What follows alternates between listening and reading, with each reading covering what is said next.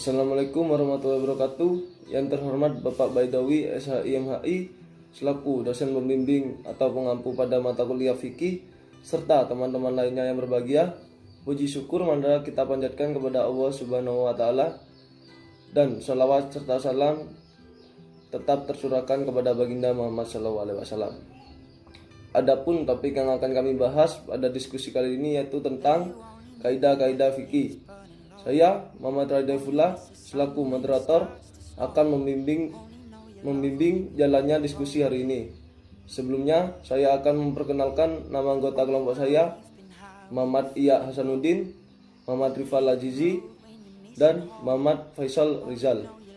Untuk penyampaian materi pertama, yakni tentang pengertian kaidah fikih dan hubungan dengan ilmu lainnya, yang akan disampaikan oleh saudara Iya. Kami persilakan. Assalamualaikum warahmatullahi wabarakatuh. Saya Muhammad Iya Hasanuddin akan menjelaskan mengenai apa pengertian kaidah fikih dan apa saja hubungan dengan ilmu lainnya.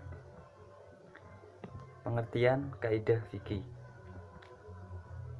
Definisinya, qawaid merupakan bentuk jamak dari kaidah yang kemudian dalam bahasa Indonesia disebut istilah kaidah yang berarti aturan, patokan, dasar, pondasi, metode, atau cara. Secara etimologi, kaidah fikih adalah dasar-dasar atau asas-asas yang berkaitan dengan masalah-masalah atau jenis-jenis fikih. Secara terminologi,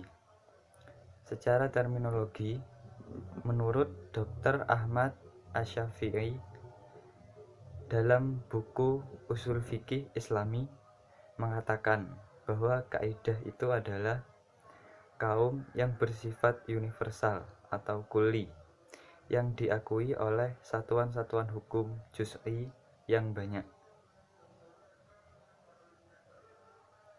Apa saja hubungan dengan ilmu lainnya? Hubungan qawaid fikih dengan qawaid usuliyah. Kaidah usuliyah memuat pedoman penggalian hukum dari sumber aslinya, baik Al-Quran maupun Sunnah, dengan menggunakan pendekatan secara kebahasaan. Kaidah fikih merupakan petunjuk operasional dalam mengistinbatkan hukum Islam dengan melihat kepada hikmah dan rahasia-rahasia tasyri.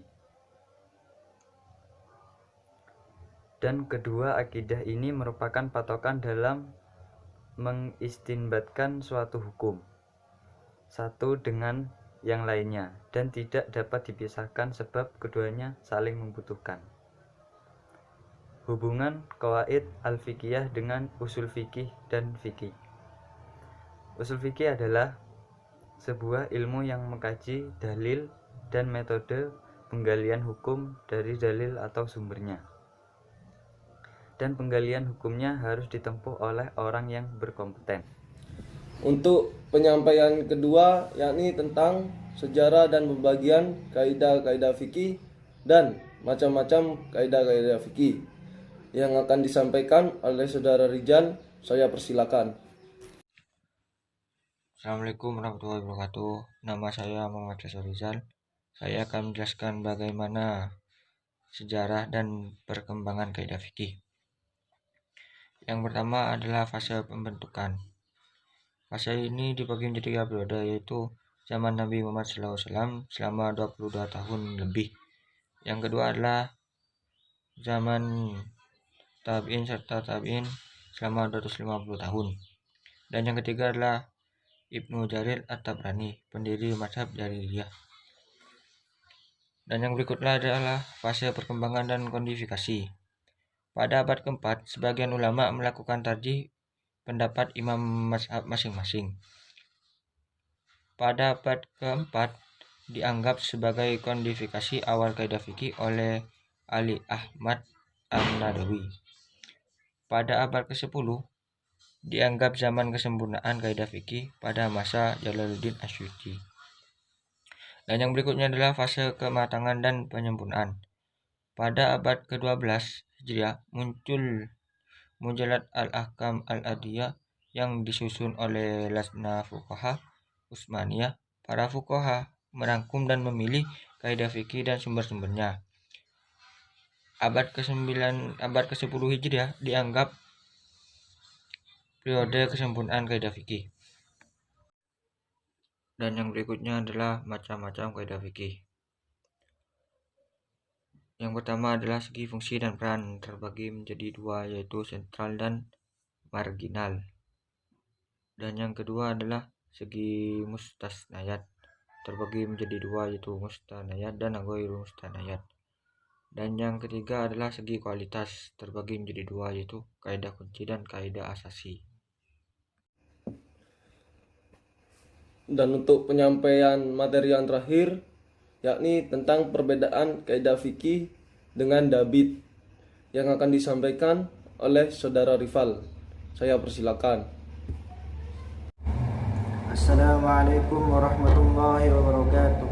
Perkenalkan, nama saya Muhammad Rifal Azizi. Saya dari kelompok 7. Saya akan menjelaskan tentang perbedaan kaidah fikih dengan topik fikhiyah. Kebanyakan ulama berpendapat bahwa kaidah fikih itu berbeda dengan topik fikhiyah. Di antaranya mereka adalah Al-Bukhari, Al-Maliki, As-Sayuti. Nah, perbedaan antara kaidah fikih dengan topik fikhiyah bisa dilihat dari dua segi.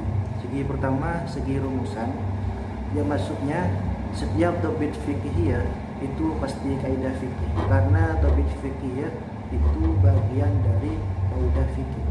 Tetapi dari segi kedua, segi penghadapan terhadap huruf, maksudnya setiap kaidah fikih itu pasti topik fikihiyah, dan setiap topik fikihiyah itu belum tentu atau belum pasti kaidah fikih, karena topik fikihiyah itu hanya mencakup bab fikih saja, sedangkan kaidah fikih itu mencakup banyak bab fikih. Ali Ahmad An-Nadawi menjelaskan bahwa perbedaan antara kaidah fikih dengan topik fikih. Yang pertama, kaidah fikih bersifat umum dibandingkan dengan topik fikih. Yang kedua, dari segi penghadapan huruf, kaidah fikih lebih banyak dihadapkan kepada huruf dibandingkan topik fikih. Yang ketiga, karena lebih banyak dihadapkan kepada huruf, jadinya dalam kaidah fikih banyak yang cacat dibandingkan topik fikih. Yang keempat, dalam kaidah fikih terdapat mustasnayat, pengecualian, karena kaidah fikih itu bersifat umum, sedangkan topik fikih itu belum ada penjelasan ada tidaknya mustasnayat. Sekian dari saya. Assalamualaikum warahmatullahi wabarakatuh. Demikianlah presentasi dari kelompok kami. Saya selaku moderator mohon maaf atas kekurangannya dan terima kasih untuk perhatiannya. Wassalamualaikum warahmatullahi wabarakatuh.